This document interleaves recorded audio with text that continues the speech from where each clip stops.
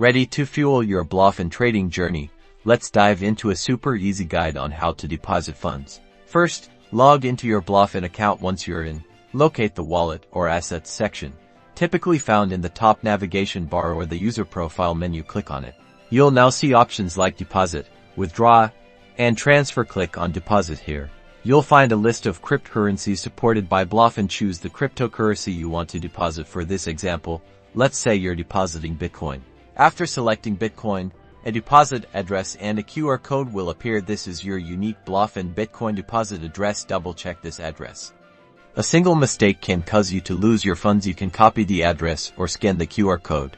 Now, head over to the wallet or exchange where you hold your Bitcoin. Paste the Blofin deposit address into the destination address field. Specify the amount of Bitcoin you want to deposit and initiate the transfer.